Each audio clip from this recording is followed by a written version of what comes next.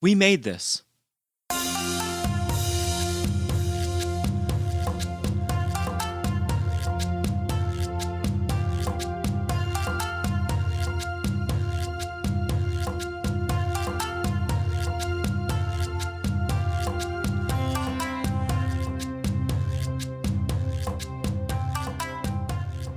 Welcome to the Japan on Film podcast. I'm your host, Perry Constantine, and welcoming a new guest to the show who's been on my other show, though, and that is comic creator Lyndsey Little. Lyndsey, how you doing today?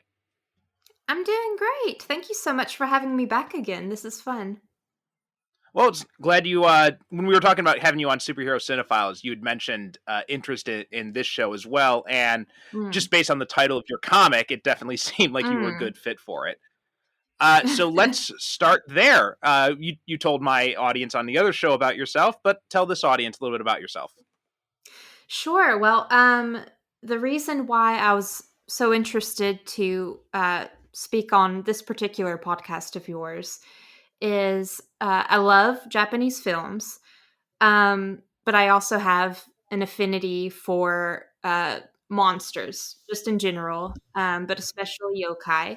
I'm even wearing a monster sweatshirt today. They're not necessarily. Oh, very nice. I wanted to be within theme. But yes, I'm a comic creator, and my comic is about a half Oni girl, half human girl. And for those of you that don't know, an Oni is sort of like the Japanese equivalent of an ogre, or it's just a variation of an ogre. It's a Japanese monster that very much speaks to my heart. And here's a cool copy of the black and white edition, actually. There she is. Oh, very nice. So for anyone on the video podcast, you can see that. Mm-hmm. And anyone who's just listening to the audio, you of course can see that on the YouTube video. Okay, so why don't we start with a little bit about what got you interested in that in the first place? What was your interest in yokai? How were you first introduced to them, and what kind of appeals to you about them? I think I've always been interested in monsters. I remember as early as kindergarten being fascinated by this picture book that our school librarian would read to the students, and it was called The Tailypo. And I'm from rural Georgia. I'm from Appalachia, and one of the monsters, or a monster that is known to that area, is the Tailypo. And I grew up reading the Scary Stories to Tell in the Dark books. I've just always loved monsters. Those. Yeah, I still have my copies. Those were amazing. Goosebumps. I love monsters and creepy things. And yokai is just an extension of that. Very cool. So, and you had mentioned that you're interested in Japanese movies too. So what kind of was your entry point into the world of Japanese movies? Primarily anime, which I think is very true for a lot of people in our age range, who sort of grew up in that anime boom when it became more popularized in the US. It's also very popular amongst artists. So I think, like a lot of people, I began with anime, but I also love kaiju films. And I've also enjoyed a lot of Japanese dramas. When you shared that list of Japanese films for me to choose from, one of them was a very depressing Japanese drama I remember watching on Netflix years ago. And I had just recently been thinking about watching it again. I don't know why, because it's one of the most depressing films I've ever seen. And I'm curious if you've ever seen it, because... Yeah, there's a lot of movies I have on there that I own, but I have not yet actually watched. So, and some of them are just, stuff my wife picked up. So that's why someone once remarked when I was doing one of the regular calls for guests on Reddit, he's like, that's a very unique list of films you've got there. Like, yeah, some of it's from my wife, some of it's from me. Yeah, I think it's good for the show to try and get a lot of different types of films on here instead of just focused all on all on samurai movies, or all on Kurosawa, Yeah. or all on kaiju, or all on anime. One of the things I told you is I try to limit it to only like 2 anime. Yeah. Anyway, what was the drama? It's called Nobody Knows. Oh yeah, I've been wanting to see that, but I haven't seen it yet. In fact, it's very good. It's Koreeda, and my wife loves that movie, so that was one of the ones that she wanted to pick up. I have not seen that yet, but yeah, I am based on a true story. Yeah, some of his movies are like Shoplifters 2 was based on a lot of interviews he did with a lot of poor families, a lot of orphan children that he spoke to. But yeah, he's one of Japan's best directors right now, and in fact, the main actor in that, I think it's Yuya Yagira, if I'm remembering his name correctly. He was also in the Japanese version of Unforgiven, playing the young so you know the Clint Eastwood Unforgiven movie? I haven't seen many westerns. So Clint Eastwood made this. It is a western. Yeah, Clint Eastwood made this western in the early 90s called Unforgiven, and it was kind of like a revisionist western. And about 10 years ago now, Sang-il Lee, who's born and raised in Japan but of Korean descent, he's a director in Japan, and he decided to make a Japanese version of that film. So it's set in the Meiji era. It stars Ken Watanabe in the Clint Eastwood role. Oh, maybe I have seen it. It's really good. It's very good. In fact, I actually think we had talked about it a while back, and I think now I'd actually prefer it to the original Unforgiven. Actually, it's one of those rare remakes that I think kind of transcends the original. I'm wondering if I've seen it now, because I've seen a few like famous samurai films, and I definitely remember seeing a Western remake of one of those that ended up being very good, and I think I do remember Clint Eastwood. This is the opposite. So usually it's a Japanese film, samurai film remade as a Western, like Yojimbo was remade as A Fistful of Dollars, Seven Samurai was remade as Magnificent Seven. This is where they did the opposite, right? They took an American Western and they put it in a Japanese setting. And even though it's partly a samurai film, it's like this mesh of the samurai and Western. And so I'm not sure how available it is in the US, but definitely track it down if you haven't seen it, and just double check see it. But yeah, you might have to. But there's a young actor in it. There's a young guy in it. He's like kind of this brash, cocky young fighter, and he's played by Yuya Yagira from Nobody Knows, who's also in. We actually just started watching this TV show. It's on Disney Plus here. I'm not sure about in the States. In the States, it might be on Hulu if it's on anywhere, but it's called Gannibal. And he plays like this cop who gets reassigned to this small town where apparently I don't know a lot about what's going on, but it involves like cannibalism. There's a lot of weird stuff going around in the town. My wife just finished the first season last night, and she was talking it up. I've only seen the first episode so far, but it was really good. Okay. You always have lots of recommendations for me. I trust your recommendations, though. Oh, thank you. So before we jump into the movie, tell people a little bit about your comic and what it's all about. Sure. So my comic, again, is called OniGirl. And as I said, she is a half Oni, half human girl who goes to a school for monster children. In my comic, it takes place in a world where humans have dominated just the whole world, and many of them don't realize that monsters still exist. And that is largely because in this world I've created, monsters have evolved over time to look more like humans, or they've interbred with humans and acquired more human-like features. So the monsters that still do exist in my world are able to blend into human society, but this school assists in the assimilation of human appearance and behavior so that monsters can graduate from this school and move on into the human world to continue to survive.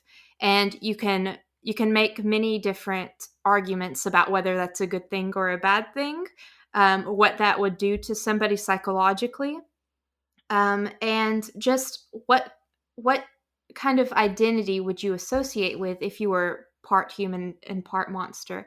These are all different things that I discuss in my book, and it also I use monsters in my story as allegories for feelings that we might have about ourselves. Deep feelings of anxiety or depression or loneliness, physical disfigurement, uh, being in a marginalized group if you're a person of color or if you're in the LGBTQ community, or any other sort of marginalized group. This story is meant to uh, it's meant to reach out to any person who feels like another, um, and separate from what we deem as like society. So it's very, very personal to me. It's a very deep part of myself that I putting out there to the world. And my whole thing has always been, if I connect with just a few people, then I've done my job as an artist. That's very cool. And some of the stuff you were saying in there, especially the idea of, which world do you fit in, that whole kind of idea. I can see that definitely appealing to a lot of people, taking this back to the Japan context, like my kids who are, half Japanese, half American. And that's a growing population and subculture in Japan. And there's in Japan is not as homogenous as a lot of people believe it is, or as the ruling politicians want people to believe it is. It's actually a lot more. There's actually a lot more diversity here than people realize. So yeah, I think those types of themes, and we've talked about a lot of movies like that on this show. So I think anyone who's listened to the show, who's enjoyed some of those movies, they might also be interested in checking out your comic as well. Especially because if you are an anime fan, it does have a very anime influence kind of style to it as well. It does. Okay, now let's break out and talk about the movie. So we are talking about the 2005 The Great Yokai War, or Yokai Daisensho in Japanese, directed by Takashi Miike, and starring Tadashi Ino. Or no, sorry, Tadashi is the character's name. Ryunosuke Kamiki is the actor. Hiroyuki Miyasako, Mai Takahashi, Masaomi Kondo, Sadao Abe, a bunch of other people. But I thought one name I definitely wanted to note is we have Chiaki Kuriyama from Battle Royale, as she plays one of the villains in the movie. Atsushi Toyokawa plays the main villain. And then also there is Bunta Sugawara, who was probably most known to viewers of this show from the Battles Without Honor and Humanity series. He played the main character in that series of Yakuza films. We also get Naoto Takenaka, who's this very funny character actor, and he's been in a lot of different movies. We've talked about him a number of times. Like, he was in Shall We Dance? He was in Swing Girls, and he appears in a lot of movies as like these kind of like as this kind of character actor in the back in a lot of smaller roles. So that's another one I wanted to mention as well. And before we talk a little bit about some of the history behind this film, what is your history with this movie? Have you seen this before you chose it to come on the show today? So I have a funny story about that. I had when I was choosing a film with you, I had previously known about this film, at least the title, and I thought maybe it was a remake of 100 Monsters, which is a Japanese film from the 60s that uses it's about yokai. And so I went into this thinking I had not seen it before. And I actually had the opportunity to buy it at a thrift store just a couple of weeks ago, or before you and I had even met. And I was this close to buying it.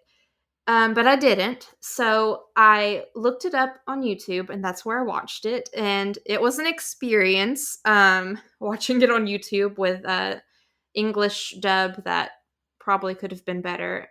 I probably would have enjoyed it more with in Japanese with English subtitles. But it turns out I didn't need to do that because I own it, because it's in the collection that I own with. Oh my God. It's in here with 100 monsters, spook warfare, along with the ghosts, these Japanese monster movies from the 60s, and then lastly is the Great Yokai War. It's in this collection. And I halfway through watching it, I kept saying to myself, this seems so familiar. I've seen bits of this before. And I was messaging my partner like, do you remember if we ever watched this movie? Because I'm watching this movie for the podcast that I was talking to you about, and bits of it is familiar to me, and I don't understand why. Did I do some research beforehand and don't remember? What is going on? I think I had watched a majority of this movie and stopped for whatever reason. I don't know if it was because it was followed up by these other films that I was just more invested in, or it could have been that I stopped partway because I was like, okay, this story is a little too similar to my comic. I'm afraid if I continue watching this, I might absorb too much, forget what I've absorbed, and inadvertently put it into my own story. But I watched it all the way through, and I think it's dissimilar enough from my comic that there's no worry of that. It's much more different than I thought it was going to be. Yeah, so I've only read a little bit of your comic, but I don't think you have anything to worry about there. No. No, I think I was over worrying. Or I might not have disconnected with it when I was trying to watch it initially, but I'm glad that I watched it thoroughly this time. I mean, I've had moments like that before, which is now every time I go movie shopping, I've got my Plex. All my libraries are on my Plex. All my movies are on my Plex server. So now I have the app on my phone, and so every time I'm out, I'm just like, do I own this? I got to quickly check the app. I'm like, oh yeah, crap, I do own it. Okay. I'm glad it's not just me. No, it's not. I mean, my movie library is like over 1,000 discs, so it's at some point you're gonna forget what you own, and so you need to have some way of keeping track of it. So yeah, that has definitely happened. And I have accidentally bought the same movie again. Like I bought it and I go home and I'm like, oh shit, I've already got this. Okay. And I nearly did that too. I'm glad I didn't buy that movie at the thrift store. I already have it. Yeah. And look at this box. It's beautiful. I know. I was just gonna say, like, I've never seen that box set before. That looks nice. What's the name of that? You would love this. Yokai Monsters Collection. Here, I'll keep it on screen so you can. Yeah, let's see if it's even still in print. Because probably not. No, because it's like on Amazon, it's showing like $300, so probably not in print anymore. Which is sadly typical for a lot of Japanese movies. There's a lot of stuff that I picked up in America when. Well, no, there's one on Arrow Films in the UK. They've got one for $50. It looks like. Oh, so maybe not too bad. How much I think that's about how much I purchased this for. But it comes and you said with there's what, 4 movies in it? Yeah. Okay, yeah, that's not a bad deal then. Yeah, because a lot of these movies so one of the reasons that I got into Japanese movies, and you maybe got some of this as well, because like you said, we're a similar generation, is back in the early 2000s, there was this huge interest in Japanese movies, and all these American DVD distributors, they started releasing a bunch of Japanese movies direct to DVD. So you had stuff like, The Great Yokai War, the Ring movies, just everything they thought people would want to buy. Like, I think Arrow Films was one of the ones that was doing it. Tartan was another big distributor, and like now when I started setting up this show and I was trying to put up links where people could buy these movies on Amazon, most of the movies are now out of print in the US because those licenses didn't hold out. Yeah. And that seems to be the case with a lot of these movies. Unfortunately, they're not being kept in print as much as they should be, and which is making it more difficult for people to find them. Yeah. I got very lucky then. Yeah, well, this said it looks like it still is print. Oh wait, no, maybe it's not still in print, but it is available on Amazon for about $50. So, and it's got, like we said, it's got 4 movies in it. And you had mentioned Yokai Monsters Spook Warfare, which is also Yokai Daisenso, and that 1968 movie. This is kind of a loose remake of that. It also takes some influence from Shigeru Mizuki's Gegege no Kitaro manga, and both of these are kind of are similar to the classic Japanese folktale of Momotaro. There's also some influence in it from Teito Monogatari, which is by a series of novels by Aramata Hiroshi, and he was a historian who wrote this kind of like a retelling of 20th century history of Tokyo, but from an occultist perspective, drawing on Japanese and Chinese mythology. It's very influential in Japan, but it has not been translated into English yet. In fact, there's like been the campaign I found out on for translation to finally come out in English. But that's kind of the background of this, and it's got some similar ideas, like you were saying about your comics. So I could understand why you had that initial worry, because it does have some of those same ideas of like, you know, kind of like yokai is almost like this forgotten underclass, humans as more of a dominant class. So there's some of those themes that are definitely in there, and that comes to play a few times in the movie. Well, also the thing that worried me is that this film begins with an apocalyptic scene. And I don't want to get into it with my comic because it's spoiler worthy, but in my story later on, it's starting off small now, but later on there's going to be global consequences.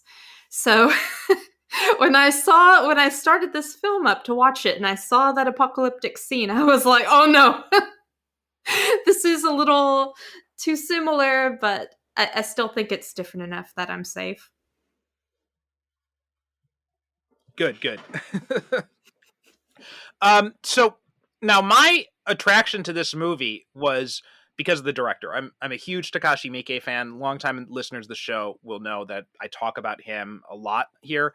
And he was one of the reasons that I ended up becoming interested in Japanese movies, was because of Finding Audition, which is a horror movie he made, and then Gozu, which another one. And that was kind of like my gateway into Japanese movies in general. And so I've been a fan of his for a while, and one of the interesting things about him is just how prolific he is, and just how many movies he's actually made. I mean, he's very influenced by guys like David Lynch, David Cronenberg, Paul Verhoeven. In his movie, he's done a lot of like low budget. He got to start in like low budget like Yakuza films, and he's done a lot of like shock horror. But then he'll do something that's a complete curveball, and he'll make a family movie like this. And it's just and I was so surprised when I was looking through his movies and I saw this Great Yokai War. He made a children's movie. It's as bizarre as if you imagine, you would never imagine that happening in America for the most part, right? You can't imagine like Quentin Tarantino making a Disney movie. I just learned yesterday, I think, that M. Night Shyamalan wrote the screenplay for Stuart Little. Really? I think so. Here, let's look it up real quick. I know that's not good video, but before I'm made out to be a liar. Okay, so we're jumping back in after we had done that fact check. So yeah, it looks like M. Night Shyamalan did write the screenplay to Stuart Little. So yeah, that's surprising. Although I think it'd be more surprising if you saw him directing Stuart Little, at least in the American context. People don't pay as much attention to the screenwriter unless they're like someone really big. But in Japan, that kind of switchover is a lot more common. And it happened because in Japan, you have to, if you're a director, you have to be a working director. Like you have to be constantly making movies. I was actually, I just wrapped up my Japanese film class for the semester, and talking to my students at the end of class, I always give them a chance. Yeah, it's a lot of fun. And I give them a chance to kind of ask me some questions at the end of the semester. And this topic had come up. And I had told about, differences between American movies and Japanese movies. And I said, one of the biggest difference is just like the scale, because, Quentin Tarantino, and I use Quentin Tarantino and Miike as examples because they both started at roughly similar points, like about early 1990s. And I pointed out, in that time, 30 years now, Tarantino's made about 10 movies or something like that. Whereas Miike's made, probably now 200 or more than 200 in that same amount of time, because he's churning out like 2 or 3, sometimes even 4 films a year. Wow. And it's just like, you do a few months on one movie, then you wrap, and then you move on to another one. And he's just been doing that constantly, for the past 30 years. And so it's very interesting to see how he's, gone from something like Izo, which I think was the movie he made before this, and it's it's this kind of like, it's this really trippy, violent samurai movie, but then he goes from that and makes Great Yokai War right after. So it's just a really interesting switch up. So what did you think of watching this film? What did you enjoy it? Did you not enjoy it? How did you feel about it? What were kind of your general impressions? I think when I initially had watched it and forgot about it, part of me stopping the film and then just forgetting I even watched it, was because I wasn't really in the headspace for it at the time. I think I had just watched one of the other films in this collection. And so I think I was in that mode of comparing this film to those previous films. And I'm glad that I gave this another chance inadvertently, because I do think it needed its own separate watch independently from those other films. Because it's much more modern. It was made in the early 2000s. So it's going to have 2005. It's going to have a different approach as far as the effects goes than the ones from the 60s, because back then they only had practical effects to work with for the most part, and it's almost more effective, I would say. But in this film, there is a combination of practical effects and CGI. But when I gave this movie a thorough watch and processed what the overall theme of it was, I sort of appreciated, in a way, that contrast, because all of the yokai in this film are made with practical effects, and they're great.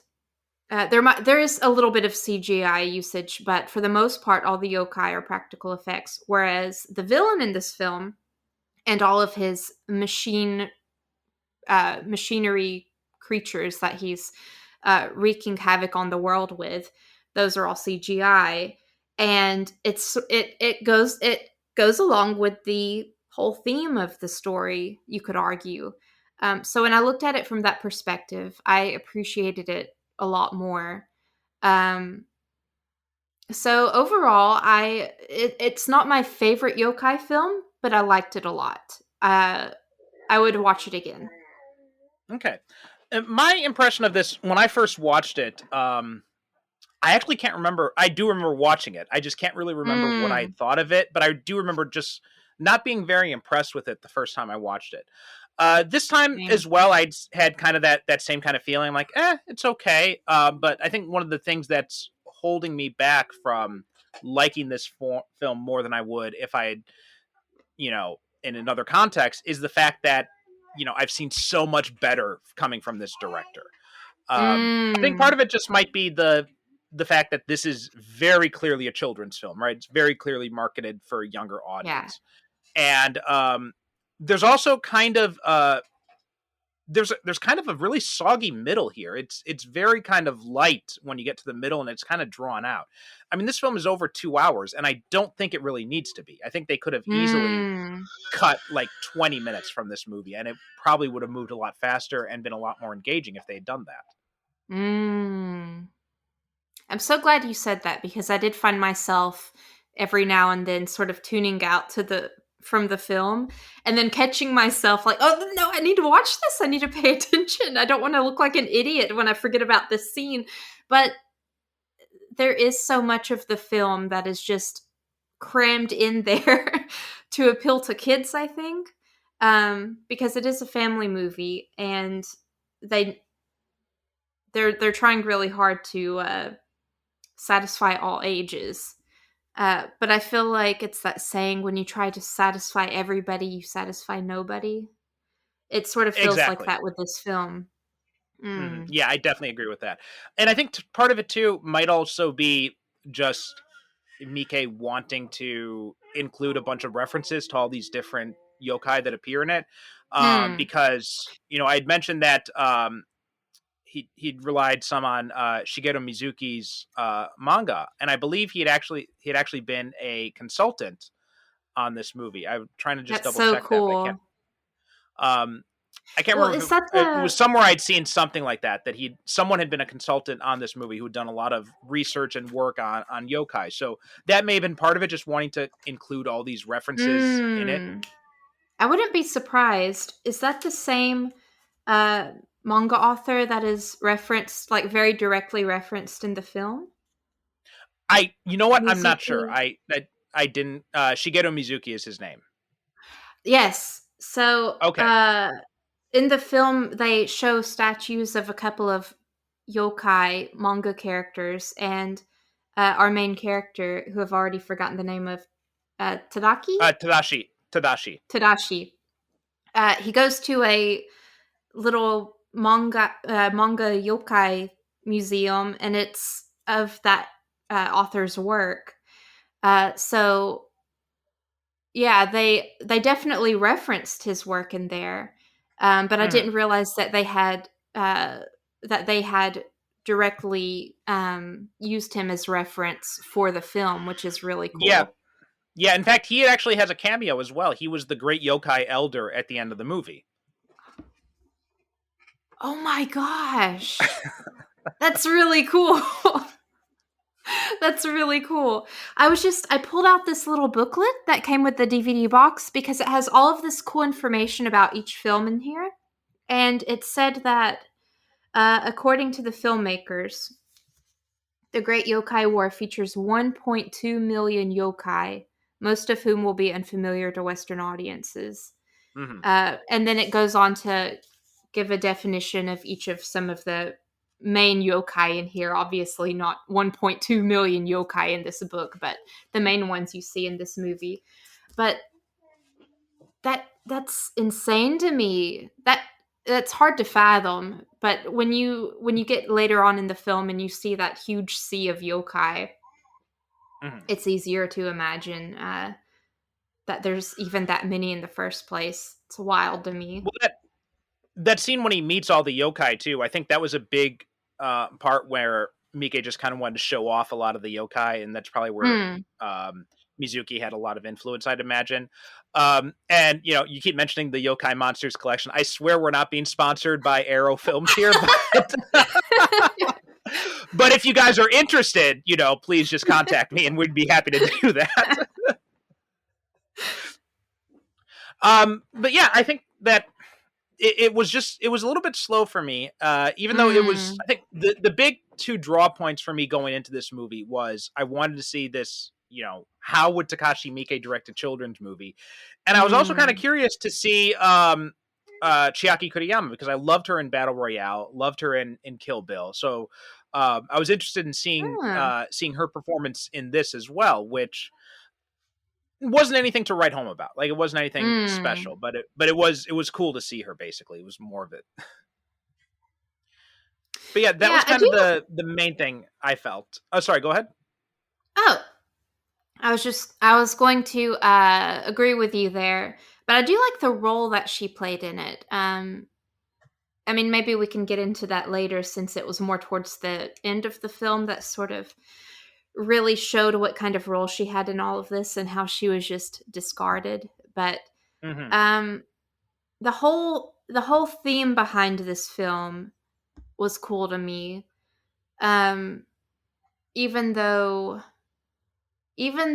it was sort of weird, and that was part of what, like, I appreciate it to a degree, the overall message that this film has, but at the same time, it didn't, I think, deserve as much,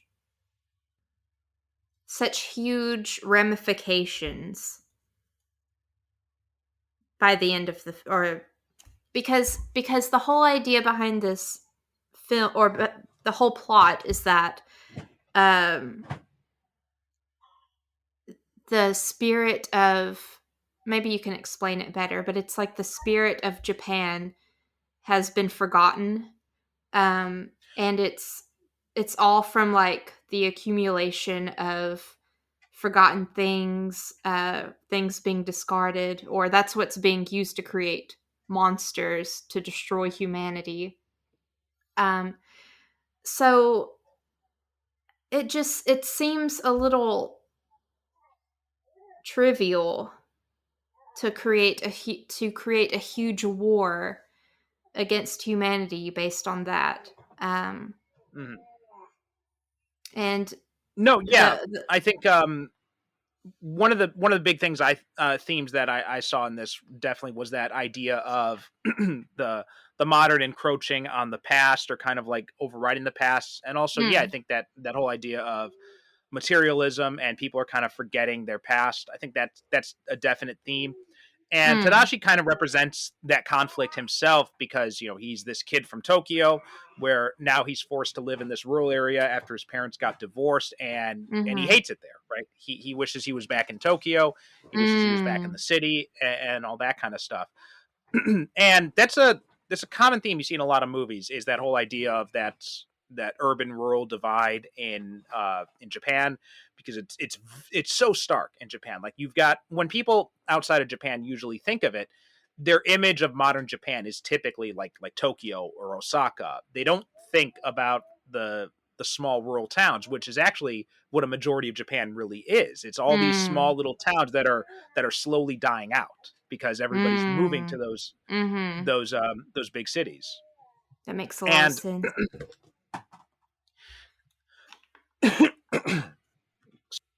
Okay, so anyway, you were saying there, we just had to stop the recording for a bit, but you said there was a quote in the movie that you really liked? Yeah, that relates to this very topic, and I can't remember who says it, honestly. I don't remember who says this, but it might have been the River Princess. But they say, people live in ignorance constantly, turning a blind eye. Those who let go of their past have no future. Which I think is very true. And I think that's sort of like the whole message of the movie. And I think it's an important message. I guess my whole critique was the way that the movie approaches this topic. It's almost like they create way bigger stakes than they needed to, which was one of the only weird things to me about this film, aside from the whole overload of children jokes. At least there weren't any like bathroom jokes, but it was still very heavily laden with humor for kids. But Yeah, on that note, I also wanted to mention you touched on before about the mix of practical effects and CGI, and that's one of the things that stands out a lot for me is Mm. just how dated the CGI looks when you watch this movie now, because at some points it looks like you're watching a video game cutscene. It from like Mm. from the early 2000s, from like the PS4 or PS3, PS2 or something like that, Mm-hmm. and it's just it's so obviously not integrated with this scene, and that's unfortunately common with a lot of CGI I've seen in Japanese movies. They don't have the budgets really to compete Mm-hmm. with like the Marvel films or anything like that. So the CGI stands out a lot more. It And does. when I It's was distracting and, sometimes. right, it is distracting, and that's one of the things that stood out to me. Probably the first time, even back in 2005, I think I remember it seeming kind of dated back when I first watched this movie, Mm. because it stands out a lot, and not in a good way. Yeah. But your comment about talking about the theme of the movie, and you pointed out how almost for the most part, like 98% of the yokai are done with practical effects. You get Mm. this occasional CGI shot here and there. I mean, I had mentioned uh, Naoto Takenaka, who has a small part in this movie. Like his effects of like his head growing bigger and smaller, that was some bad CGI there. But besides that, it's like all Was practical he the effects blue-headed for the was yokai. he the blue-headed yokai? Yeah, yeah. Ah, okay. And the So yeah, Rokurokubi with her long neck. Yeah. that was some CGI there as well. Mm. But aside from that, like you said, almost all the yokai effects are practical effects. Um, and then you've got the kikai, the machines Mm. that Kato's controlling, and those are almost all CGI. And I didn't put these two together until you had mentioned this, and I'm not sure if this was intentional or not, but I think this is also maybe some commentary on the switch to more CGI over practical effects, and that could Mm. be maybe Miike was intentionally making a decision to make the CGI effects the way they are, or to use them the way he did, because yeah, when you look at some of those battle scenes, the CGI really stands out, and I think maybe he was making some comment because Miike uses a lot of practical effects in his movies, so I think you could say Mm. there's an argument there. So maybe he was making an argument for practical effects over CGI as well. I love that if that's the case, because I kept wondering. I don't know if it's intentional or not, but the fact that the yokai that we love are all practical effects and the bad guys are CGI, it's so much easier to cling to that idea, and sort of accept it in a way for this film, that this bad CGI, at least we only see it when the bad guys are on film. Um, so whether it was intentional or not, I was appreciating it for that reason. Uh, and I really, really hope that was the intent behind it, or at least partially, because I think that's a really cool idea. One of the approaches I'm very fond of when it comes to analysis is the idea of the author is dead. So, you can kind of, it doesn't matter what they intended or not. So that's the Hmm. interpretation I'm choosing to go with in this. Yeah, I like that a lot. I'm going with that too. Yeah. Because it makes a lot of sense, and it really kind of fits with that. And, Mm. um, there's also a few things like you had mentioned that line from, I'm pretty like you said, maybe it was Kawahime, but there's also the other line from I think it was Azuki Arai, the red face guy, where Mm. he's talking about casting things aside without a thought, or without any Mm. care, and very much how, and that is, like we had mentioned before, kind of like the running themes of this movie, this idea of forgetting the past, and throwing away things, and that is so common, especially in Japan, right? I mean, single-use plastics are Mhm. ubiquitous here. I mean, Mm. it borders on the ludicrous. You Yeah. go to a store and you buy, like a box of chocolates, and like each chocolate piece will be individually wrapped in plastic, and then the box will be Mm. wrapped in plastic, and then they put it in a plastic bag, and it's just all this overuse. And Japan has recently tried to cut down on some of its use by charging money for plastic bags at stores. Like 2 yen is the minimum charge they're allowed. Some stores will charge more to try to encourage people to bring their own reusable bags.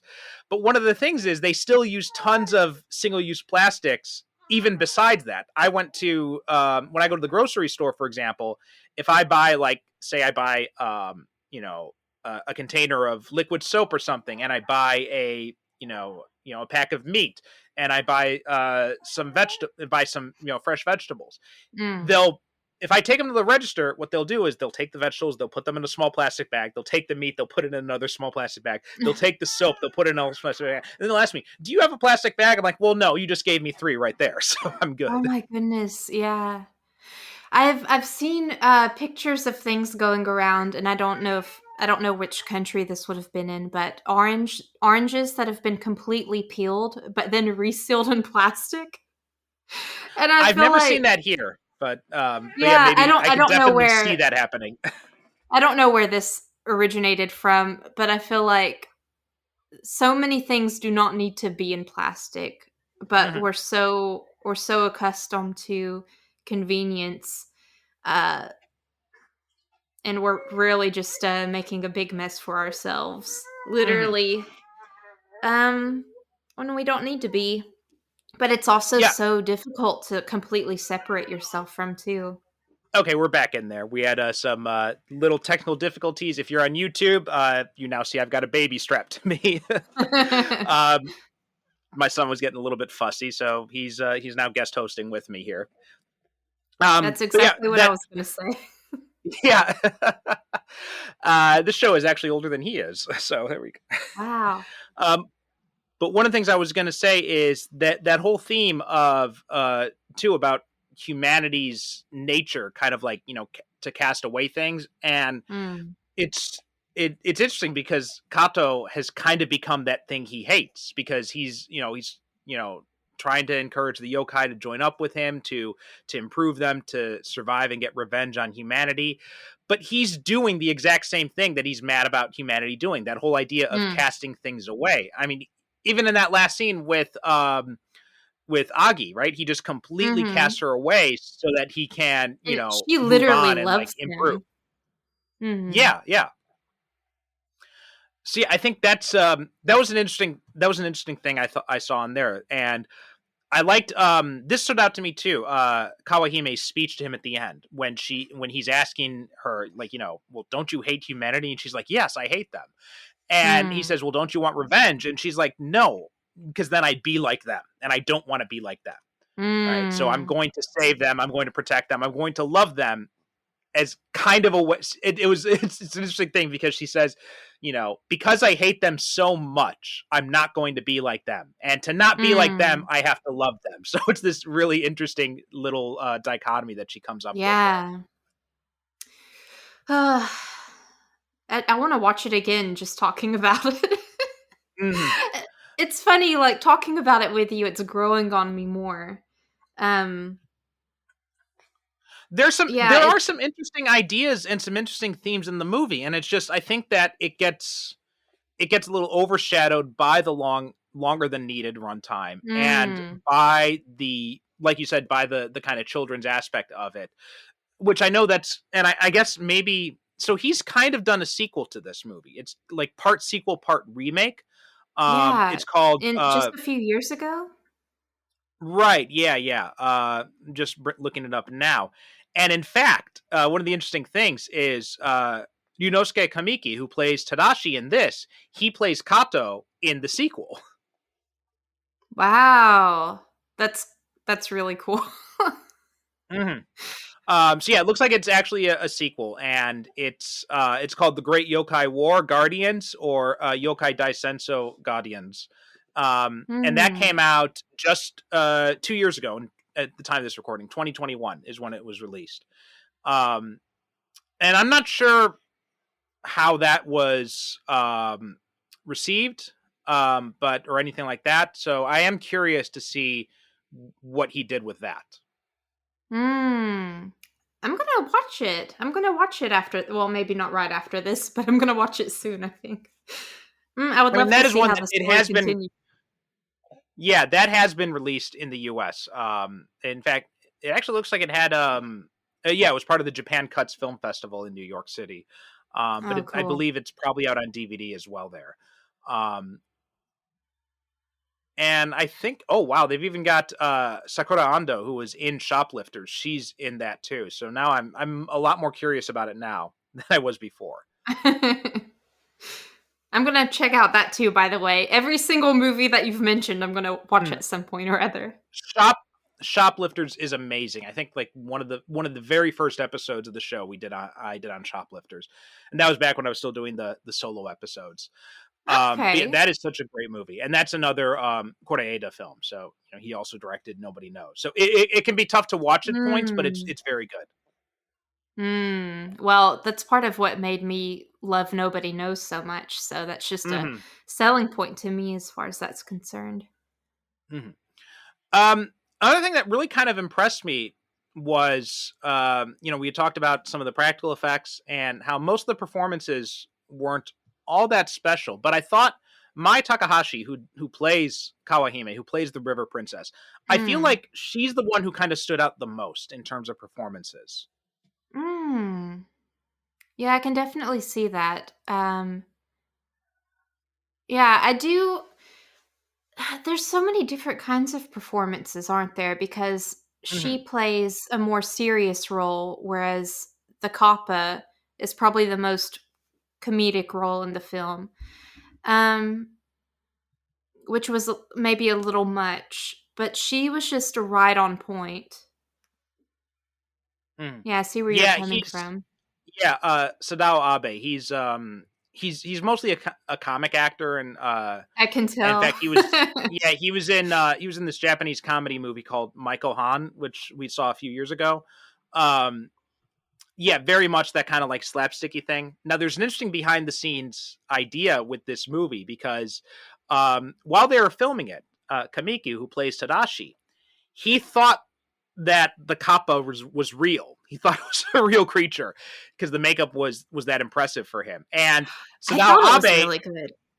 and Abe did not want to break the kid's heart, so he played in character with him the entire time. I love that so much. That's so Hmm. cute. The Yeah. makeup is really good. I was impressed.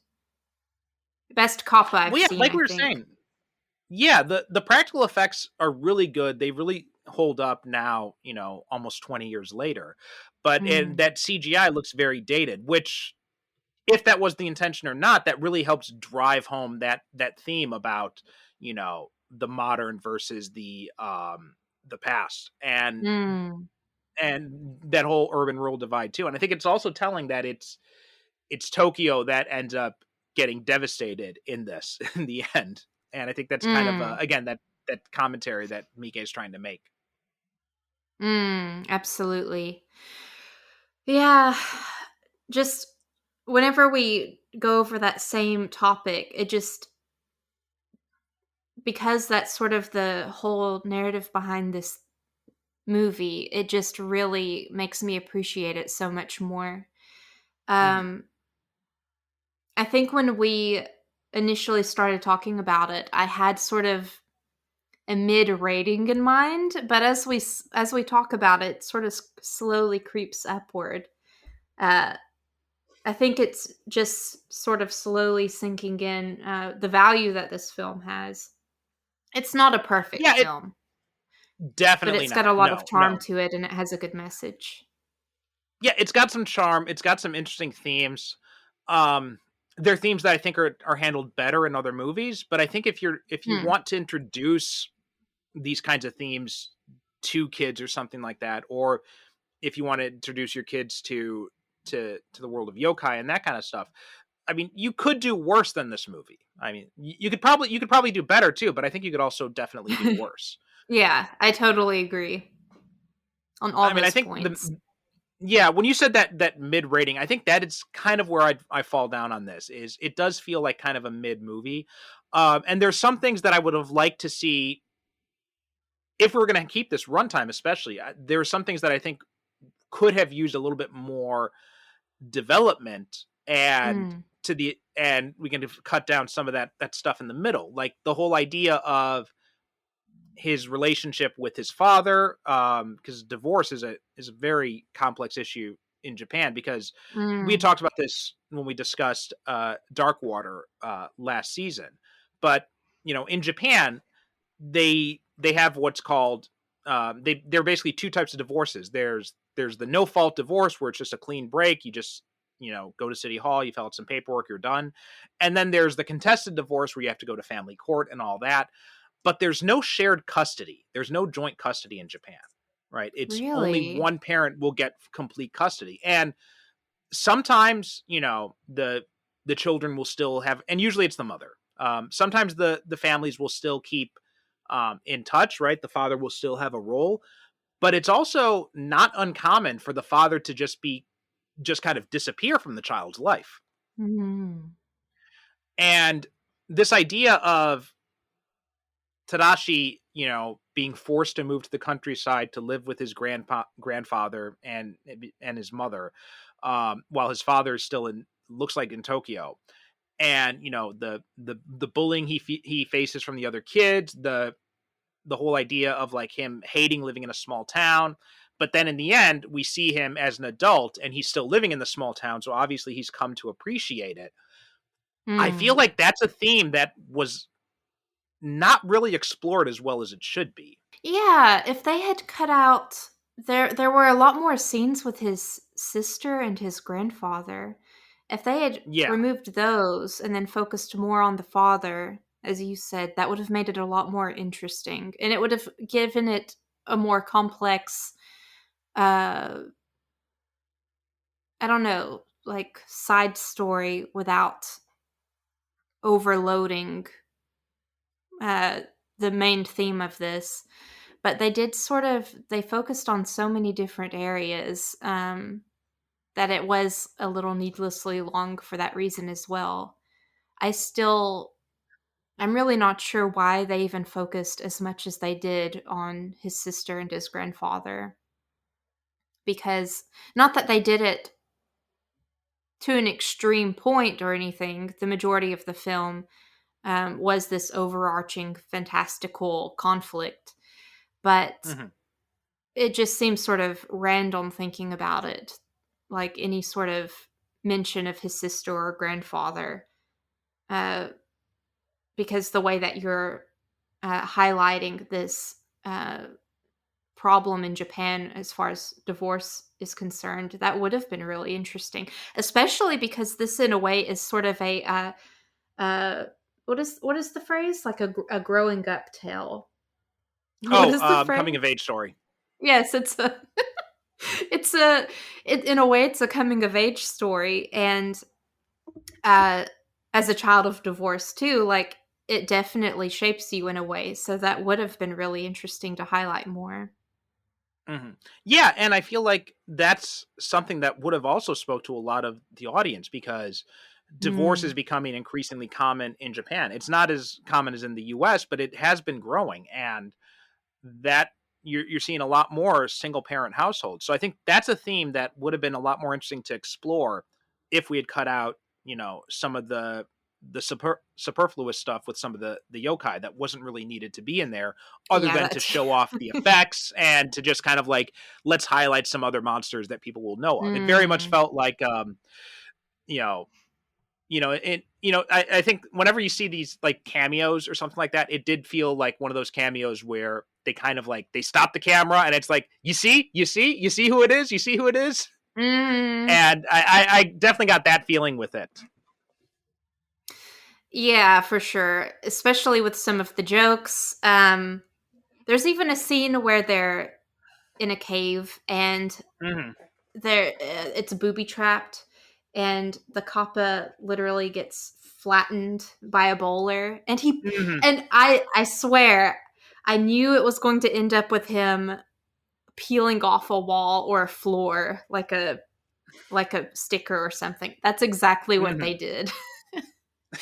And I don't know, I know that they're trying to appeal to kids, but I feel like they could have also just allowed the kappa to be on screen and that would be enough. Mm-hmm. Yeah, I think so too. I think yeah, like you said, some of the jokes don't really work. They don't really land very well. I also thought that the reporter character, um, what was his name, Sata, he just also felt kind of useless in the movie. Yeah. Yeah, what the heck? I mean, he didn't really bring anything to the proceedings other than some comic relief. Yeah. And I'm looking at my and notes too. they bring up that whole thing too about how the alcohol, the Kirin beer especially, allows him to see the yokai, but then Mhm. nothing is ever done with that idea. Like, it doesn't influence the plot in any way. It's just a way to, play up To promote. the jokes, yeah, or also to promote the beer. Yeah, I thought, like, wait, have we gotten Yeah. into a beer commercial now here? Also, I'm sure he's been drunk before. If that's what Hmm. allows you to see yokai as an adult, there should have been opportunities in his life where he had seen yokai, because that was his whole Especially because, deal. yeah, especially because He was drinking is active. so common in Japan. So yeah, that's What the heck? yeah, and it's not like Kirin beer is some obscure brand. It's one of the big. It's like, it's one of the two Yeah. biggest brands in Japan. So I don't understand why. Yeah, that was a weird thing. What the heck? I mean, I it's a I nice did not. idea that Kirin beer will let you see, the Kirin rider and all Oh, that it's kind of that one stuff. I like that. specifically? Yeah, yeah. Maybe because we only see him drinking Kirin beer, so that's what I Yeah. assumed. But even still, like, that's a big brand in Japan. It's not like, you only have a few people drinking this. It's a lot of people are drinking that beer. Um, Mm. so yeah, it's funny, but it doesn't serve any narrative purpose. Mm. When we first see him, he's at a restaurant, uh, and he meets Tadashi, Hmm. and he sort of like sits down with him and eats with him, like, "Oh, hi, I'm a reporter. I'm looking for yokai," or something like that. Hmm. And I kept thinking the whole time, there's literally a yokai sitting at the table with you, the little one in Hmm. Tadashi's backpack. Hmm. And I understand, like, you can't see yokai unless you drink, but I don't know, it aggravated me that so early on in the movie, he was just, like, inches away from a yokai and couldn't do anything about Hmm. it. But this it would have made his whole life to have seen this yokai in person. Um, but they don't So even yeah, they don't even really. Mm. right. You have to just kind of figure that out for yourself. And it wasn't until probably the drinking scene when I really kind of realized, oh, I get it now. He can't see them. Okay, now it makes sense. Mm. Um, but yeah, you're right. That wasn't really made that clear early on. Yeah.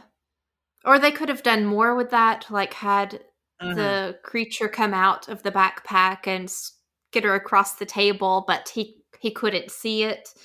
It was I feel Right. like that was a little missed opportunity, but Hmm. the whole thing you just mentioned, I kind of forgot about that character, and with you mentioning him, it's making my rating go down a little bit.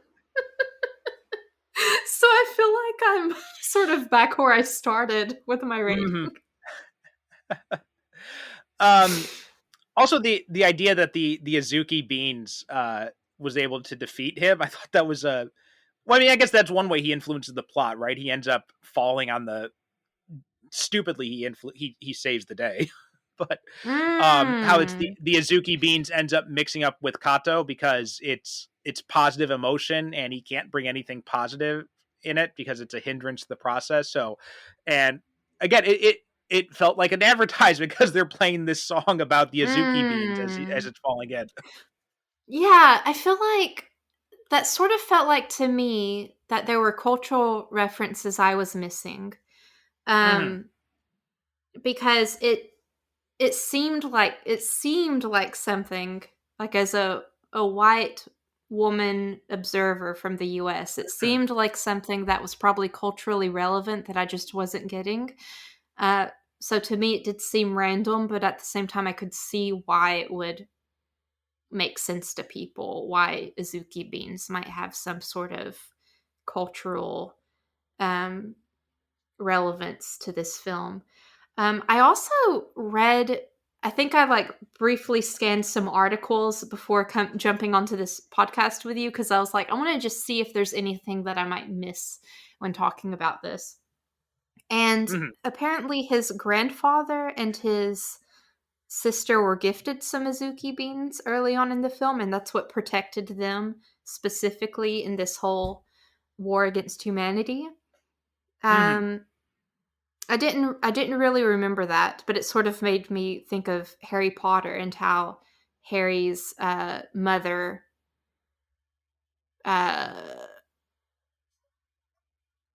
gave Harry a protection spell basically from Voldemort when he was a baby, and that spell was literally love. It was literally just love. Which is really strange to me. I won't get into that. I will get into that a little bit. That is strange to me because if Voldemort killed so many people, surely those people would have been protected by love as well. But I don't know. There's probably some huge Harry Potter fan that would pick apart what I just said. But the point is that the azuki beans had the same weird reverence in this film that I didn't quite understand. So yeah, there's like this, they're thought to, there's a lot of different foods like this in Japan too, where it's like, oh, you should do this. It's good for you and all this. And it's this idea that they quell negative vibes and bad luck is kind of like the idea behind them. And they're used in, they're used with rice, like the grandfather's eating, a lot for auspicious occasions, right? For like special occasions, that kind of thing. So it does have this meaning of like something that is positive and all that. So that's kind of the idea there. So there is that cultural meaning, but I think Miike was smart enough to know that this movie would get an international release, which is why he included the song in it. And I think that was kind of like the way he tried to explain that. But you're right. It's not really explained. That cultural aspect is not explained very much. Even with the song helps, and but I think that's okay, because as a Western viewer, I wouldn't expect them to cater entirely to my understanding. But I'm just curious, do you know what kind of bean it is that is meant to drive out onis from people's homes? Okay, so no, it is not azuki beans. It is they're roasted soybeans, or fukumame is what they're called. They're called fortune beans. And so those are used in the in Setsubun is the name of the festival when they cast out the oni. Different type of beans. But same basic idea, basically, right? So the beans having some sort of positive effect. It's so interesting. It's so interesting to me. Okay, so I think that's pretty much everything I had to say about this movie. Was there anything else that you wanted to touch on that we hadn't mentioned yet? I don't think so. I just love that this is clearly a love letter to yokai, and it's very clear. And there were like little things that I sort of picked up on just from the previous yokai movies I had watched, but it was so interesting to hear all of the additional context you had to provide.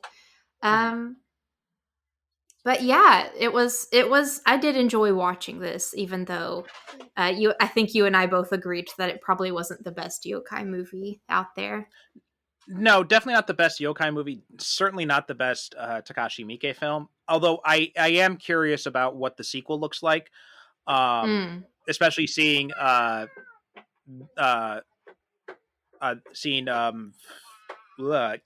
as the adult villain in the new one. So I'm really curious to see how that would play out. But yeah, I think there's some good ideas in it. The practical effects are nice, but it's just those ideas, they feel kind of half-baked, I guess, is ultimately what I come around to. Absolutely. Well, if you end up watching and reviewing that one, save me for that, if you will, because I would love to review that with you. Okay, I will definitely let you know if we get around to that. But why don't you tell people where they can find you? Sure. So you can find me on Webtoon if you want to read my comic for free. You can find that if you search OniGirl.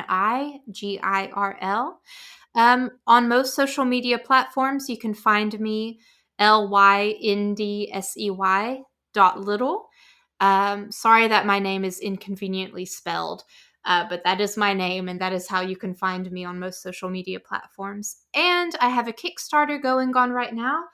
I previously showed off a copy of my comic. It is actually in black and white, and it originally was drawn using ink and screen tones. I used to make it traditionally. It's in black and white, but my Kickstarter is promoting the print of a colored version of that very same issue. So that is what I've got going on. And if you check out that Kickstarter and support it, I would greatly appreciate it. And I think you'll enjoy it. Unfortunately, by the time this episode comes out, the Kickstarter will probably be long over because we're recording all the episodes for the season in advance. This probably won't be coming out until April or maybe even May, depending on how the scheduling works out. Well, you can still find my comic on Webtoon and probably find other ways to support OniGirl if you just check out my social media links. And we'll have you got a link tree that you gave me last time, so we'll include that in the show notes. So anybody who wants to connect with Lyndsey or find out more about OniGirl, you'll be able to find all that information in the show notes. But that does it for this episode of Japan on Film. Lyndsey, thanks so much for coming on. And we will definitely keep you in mind if we do end up doing the sequel.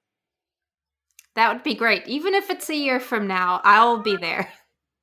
Okay, all right. But that's it for this episode of Japan on Film. Thanks so much for watching. Thanks so much for listening, and we will talk to you next time. The Japan on Film podcast is produced by me, Perry Constantine, in conjunction with the We Made This podcast network. Visit japanonfilm.com for show notes, episodes, merchandise, and information about being a guest yourself. You can also reach out to me on the website's contact form if you have questions or comments about Japanese movies or the show itself. Follow me on Twitter and Instagram at JapanOnFilm.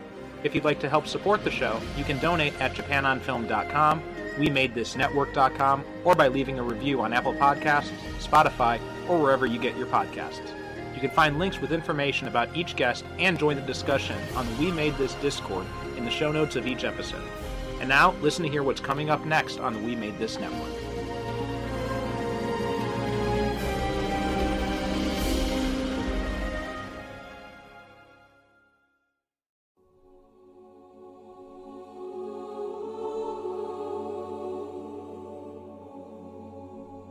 Welcome to the third age of podcasting. The year is 2023. The name of the podcast is A Dream Given Form. Join us for the 30th anniversary of Babylon 5 as we move to fortnightly episodes looking back at The Gathering, the pilot episode of Babylon 5, Season 1 and beyond, with a plethora of guests to join us too. The Gathering is definitely one week where we critique. There's some good stuff in there, but we can absolutely critique too, I think. I completely agree, definitely. I liken The Gathering and the first episode. I kind of compare them to the X-Files pilot and Deep Throat. I wouldn't say hate, but it's a very, very strong dislike of the cycle. Yeah, well, I feel like the cycle ruined one of us childhood. Yeah. So, yeah, you know, essentially. And also, as well, there were levels. There's Talia representing the cycle that destroyed her mother, and then there's Bester and Bester and Kelsey, you know, who are just psychopaths, and you know they are the personification of everything that she hates. And be sure to check out all our content from the last year of A Dream Given Form, including thematic look-backs at the show. And today we're going to be discussing the three prominent leaders of Babylon 5, Sinclair, Sheridan, and Delenn. We thought we would combine our two greatest loves, because it's not just Babylon 5, it's Lord of the Rings too, because there's a lot of Lord of the Rings influences that JMS drew upon developing Babylon 5, and even interviews with some of the stars of Babylon 5 itself. He said, I'll tell you what. He said, what would you like to do if you had a character? I said, first of all, I don't want to carry a ray gun. I don't want to carry a blaster or a transporter thing and beam me up, Scotty. I want to be different than everybody you have on here. And I want to carry a sword because that is what he lives by. That's part of his thing, his warrior mentality. I love hearing that people are still interested in Babylon 5, and it's really an honor to continue the conversation around a show that meant so much to us, and it was the little show that could. So check out A Dream Given Form, a Babylon 5 podcast on the We Made This network.